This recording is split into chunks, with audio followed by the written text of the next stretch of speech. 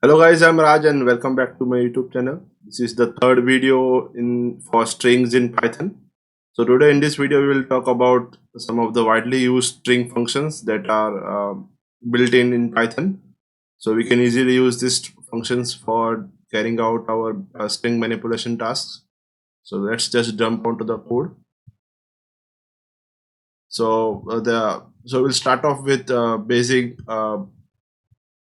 transforming your strings into uppercase and lower cases. So we have this built-in functions for it. So first of all, first up we have this lower function. So let's say I have a string Python in capital case, and I want to transform it into lowercase. So I can use whatever the string variable's name is, or you can simply pass the string as well. So you can write something like whatever the string is, then dot to use that function. So I have a variable a, so I can use a dot. Dot can be used to use any attribute or function for related to that variable. So I will use lower, and as soon as I run it, it will give me the Python in lower cases. So there is one thing to remember here, guys. So there are mainly two types of function in Python. So one is that performs operation in place, and one that returns the whatever the transformation or operation that has been done on that value. So whatever the function that I'm showing here, except one, all are the most of the functions here are doing it or returning the value that has been transformed. So you have to save those values into some other variable to get that effect, whatever you are trying to perform. So it is not in place, it is not doing it in place. So here I am doing a dot lower, but if you see the actual value of a, so it is still the same. It is, if I check the value of a, it is still either in capital cases. So it is just doing it, it is just returning the value in lowercase, but I have to save it somewhere. So make sure of it. So next up we have the reverse of lowercase, that is uppercase. So let's say I have Python in lower cases and I want to transform it in uppercase. So I can use simply a dot upper with two parentheses. So remember guys, these parentheses are also important. If you want to use that function, then you need to have this parenthesis, or if else you will just get something like this. So it is just tell you what this upper is. Upper is nothing but a function in string class. So I want to use that function, so I need to append this parenthesis as well. So it will change the value from lowercase to uppercase. So next up, whenever we write some sentence in English, so we always start with the first letter should be in capital case and the rest of the characters in lowercase, and then again we follow that rule. So we have that function as well. So we have a function known as capitalize. So it will, whatever the string is in lowercase or uppercase or mixed of lowercase and uppercase, so it will do, it will capitalize the first character and then lowercase, keep the all the letters in lowercase following that. So I have this Python in small cases, or you can take any of the permutation and experiment on that. So I will use a dot capitalize,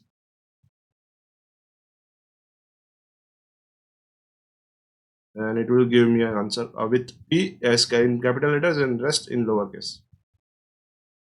So next up, we will find something in the string. So earlier I showed about in operator, so it tells us about the membership. So it will just tell that if there is substring present in or not. But let's say I want to check at which position the substring is present. So we can use this find function for that. So there is a basic syntax for this find function is highlighted here, written in the comment section. So we'll use this find, and then we have three parameters. So this not all the parameters are compulsory, but there is these three parameters we have. There are other parameters as well that you can check on the internet. So we'll first pass the substring that we want to search, and then we will pass the beginning and we'll pass the end. So this begin and end part is nothing but your indexes of your string. So make sure you type in the right index. So don't pass a value that is beyond the range of the string indexes. So let's say I have this string Prajapati and I want to find a string name Raj here. So without mentioning the beginning or end, it will by default take beginning as 0 and end as the total length of the string. So it will give me a value of 1. So it is giving me the index of where this R is found. So let's say they found this Raj at here. So it will return the index of the first letter of the substring wherever found. So it will return me 1. So let's say I try to give two values, 4 and length of A. So it will give me a value of -1. So -1 signifies that it didn't found the substring in the given beginning and or end range. So you can use this -1 to confirm your absence of a substring. So next up we have prefix and suffix. So prefix and suffix are very important in terms of checking for strings, substring in different strings, or even in they have other applications in competitive programming as well. So in Python we have this starts with function, so it will check for the prefix.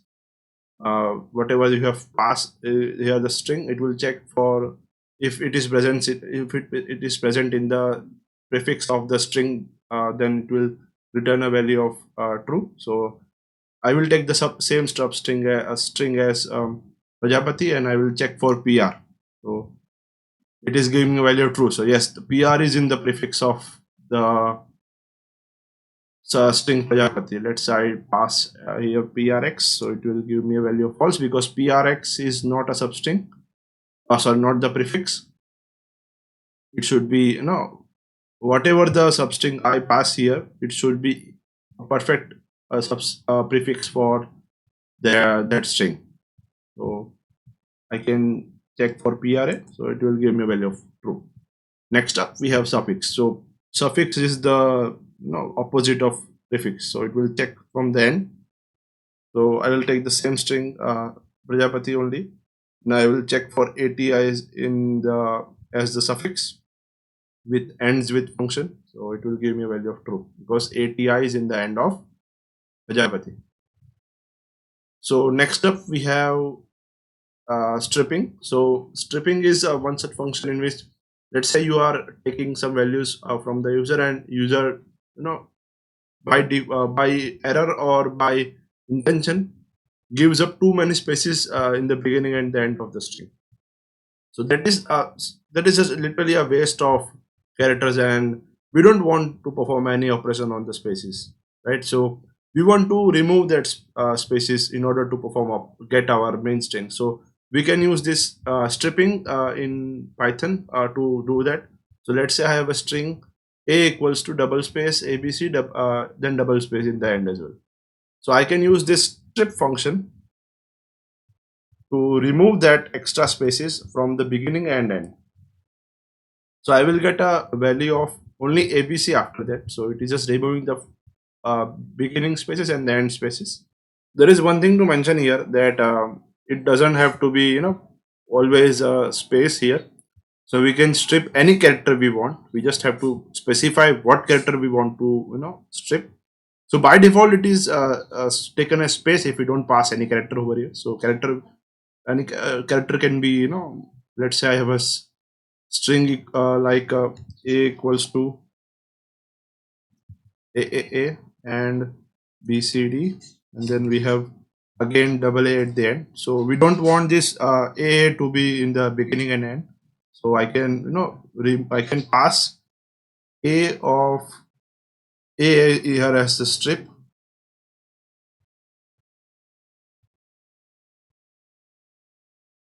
So it will remove that bcd part, or remove that, sorry, not bcd but the capital, the a is in the beginning and the end. So there are two more functions as well, so you can try that by yourself. So it is known as lstrip and rstrip. So as the name suggests, lstrip will remove spaces from the left side of the string, and rstrip will only remove the subspaces from the right side of the string. So it will, so if L strip, if we use L strip, then it won't remove spaces from the right side, and reverse is the case for R strip. So next up, we have replace function. So there is one more thing that I forgot to mention in the previous videos, that strings in Python are immutable. So what is immutable? So when I say immutable, it means that I cannot literally assign a character to a particular index directly. So what I'm saying is, let's say I have a string. Let's say I take the string, same string as above. So I take a equals to PRAJAPI, and I want to change the index 1, that is R, by a value of X, or by the character X. So I cannot write a of 1 equals to X directly, because it will give me an error that string object does not support item assignment. So it is prohibited in Python to use this equivalence or directly assigning something to any part of the string. So for that purpose, for replacing such thing, we have this replace function with us. So the replace function takes 3 arguments. So this count here is optional, so it's up to you. If you want to give, you can give. If you don't give, it will take by default. It will do. But it will take by default whatever the instances they have in that. So the what is we will pass here the old characters that we want to replace, and the new characters that will be replacing those old characters. So, and count specifies how many times you want to replace, or how many instances of old characters we want to replace with the new ones. So let's say we have this string A which has ABC, ABC, ABC 4 times. So it's up to, it is a custom example. So you have, in real life you don't have this kind of string. So I'm just taking for example. So we will use this a dot replace function, and I'm giving the ABC string that I want to replace with XYZ. So what I will get as an output is XYZ, XYZ, XYZ, XYZ. So it is just replacing all the instances of ABC by XYZ. But let's say I just want to replace only 2 instances, or the first 2 instances of ABC, or whatever the old text or old characters that we want to replace. So I mentioned here an extra parameter of 2. So it will just replace the first 2 instances of ABC. So as you can see in the XYZ, XYZ, then we have the remaining string as it is. And last we have splitting operations. So it is oftenly used when you want to split something, or split a string. That is most oftenly you guys will do, because have to separate different parts of a paragraph, or whatever in NLP task it is might be used. So let's say I want to split a string after some character, then I can use this splitting. So here I will specify one compulsory parameter, that is delimiter, and the other is count. So let's say I have a string equals a equals to Python is a good language, and I use a dot split. So by default it takes space as the default splitting delimiter.